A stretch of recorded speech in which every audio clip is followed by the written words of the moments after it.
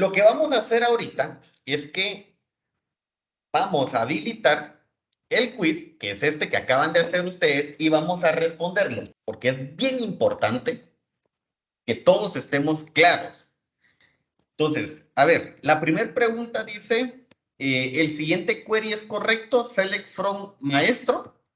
Que no, porque no tiene seleccionado qué parte mostrar y tampoco tiene el asterisco. Muy bien, entonces aquí la respuesta es no. Obviamente aquí es el correo de ustedes. El siguiente es, escriba en query lo siguiente. Crear tabla para guardar las empresas con la siguiente información, nombre, NID, dirección y teléfono. Entonces, vamos a copiar esto. Nos vamos a ir aquí a mi archivo de prueba y tengo acá, me dice, crear tabla para guardar las empresas. Entonces, ¿qué debimos haber hecho? Literalmente, ¿qué debimos haber hecho? Obviamente este era un create, ¿verdad? Entonces, escribíamos create table y dice guardar las empresas. Entonces, aquí, ¿cómo se debería llamar la tabla? Empresa, Empresa. en singular. Muy bien, empresa, todo en minúsculas. Luego abrimos y cerramos paréntesis con la siguiente información, nombre, NID, dirección y teléfono. Por regla general y basado en los estándares que estuvimos trabajando en el primer curso, el primer campo debe de ser lo que va a ser mi llave primaria, que es código empresa de tipo int, ¿sí? Aquí obviamente tenemos que entrar a un análisis de cuántas empresas van a crearse y todo para ver si está en int, int. Y mi idea es que el código sea autonumérico. Por lo tanto, Flor, ¿cómo defino yo para que mi código de empresa sea autonumérico? O sea, incremental. Sería colocándole un identity de 1 en 1. Bien, un identity de uno en uno. Juan José Zumeta, ¿qué hace la identity 1,1? Ok, empieza desde el valor 1 y lo hace de forma secuencial de 1 en 1. Muy bien, perfecto. Dinora, si esta va a ser mi llave primaria, ¿no habría problema si la dejo null? José Debería Pérez, ser null, no, null, perdón. debería ser not null. Muchas gracias por responder. Entonces, si es mi llave primaria, obviamente tiene que ser not null. Ok, si ya tengo entonces mi llave primaria o lo que va a llegar a ser mi llave primaria, entonces ya empiezo yo con mi siguiente campo, que es nombre. Entonces, vamos a poner nombre. Podríamos como decisión propia ponerle el apellido, que sería nombre empresa, y suponiendo que el nombre de la empresa sí va a tener caracteres especiales, porque muchas empresas, por ejemplo, si hablamos de un banco que es GIT, utiliza el ampersand como la I, o sea, GIT. Entonces, necesito que este campo reciba, interprete la codificación Unicode. Entonces, ¿qué tipo de campo debería de ser Carla Ortiz? Sería nvarchar. Muy bien, nvarchar para que pueda interpretar los caracteres especiales. Ahora bien, Enrique Mateo, ¿qué longitud le podríamos poner a este nombre de empresa? Bueno, yo le agregaría 128. Ok, y si yo le dijera quiero aumentarle, ¿cuál sería el siguiente? Y 256. Muy bien, dejémosle 256. Esto respetando la nomenclatura de incrementos de los varchar para no tener como que todos los datos regados. Luego me pide el NIT. Vamos a poner el NIT. Pensando en que solamente tiene números y un texto, vamos a dejarlo como varchar porque no necesito la interpretación del Unicode y vamos a dejarlo en 13, que en este caso todos los campos que sí tienen un valor como específico, nosotros podemos romper la regla de la estandarización de incrementos. Caso contrario, debemos de respetar el 8, 16, 32, 64, 128, 256, 512, 1024 y así sucesivamente. Entonces, el NIT, pensando en que el NIT tiene un valor estándar de 13 o lo podríamos dejar de 16 si queremos seguir como respetando el estándar, vamos a escribir not null. Luego me pide dirección.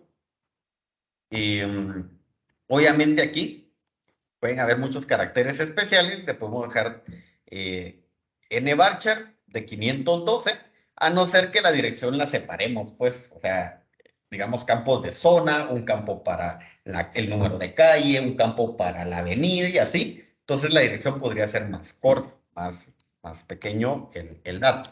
Luego tenemos el teléfono, que llegamos a la conclusión que recomendábamos pues usar un varchar de 8 dígitos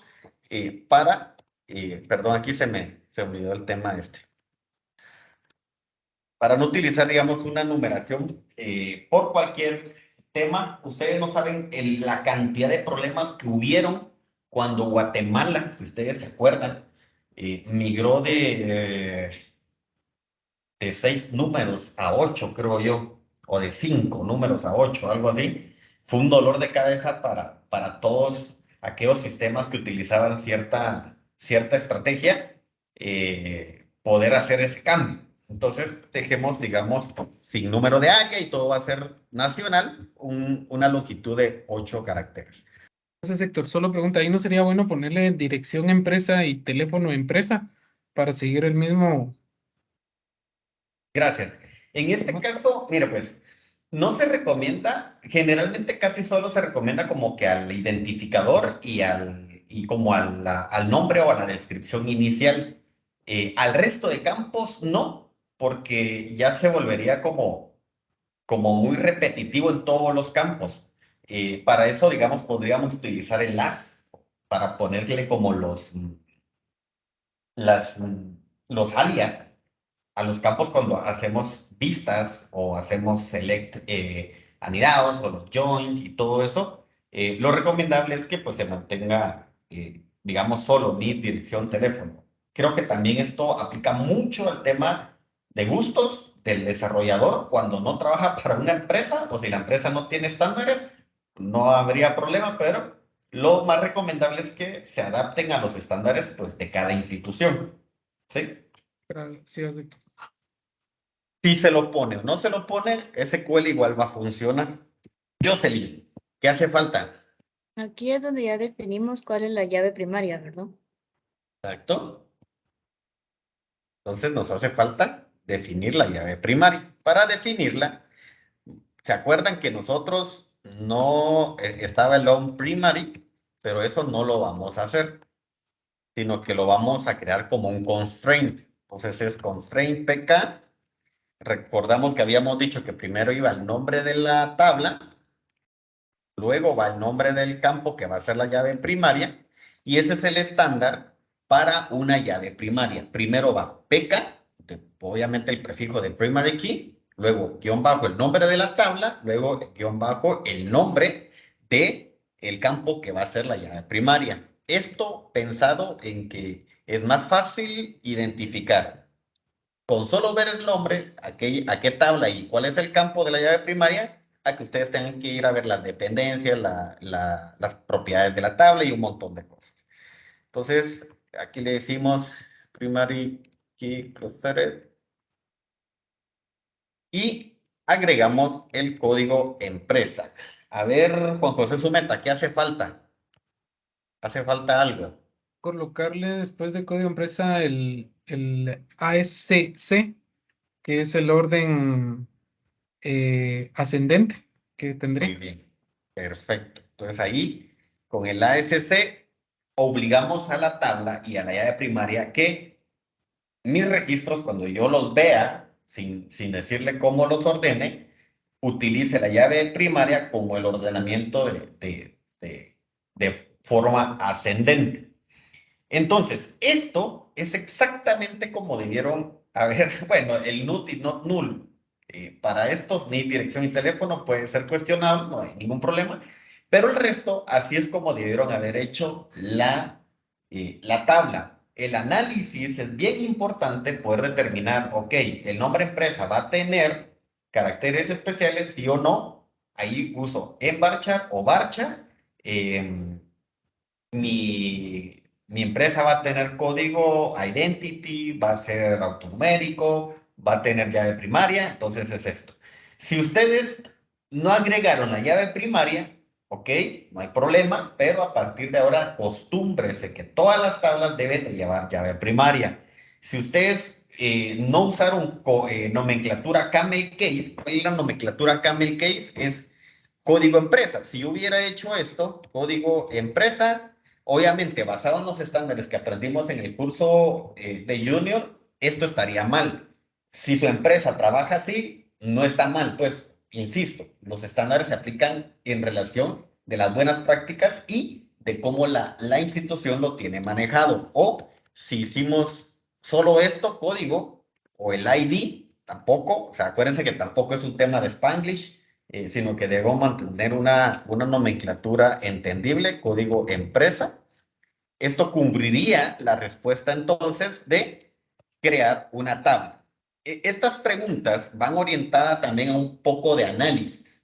Pues obviamente les dije crear tabla. Aquí ya de primera mano les estoy diciendo que es una tabla para guardar las empresas con la siguiente información: nombre, NIP, dirección y teléfono.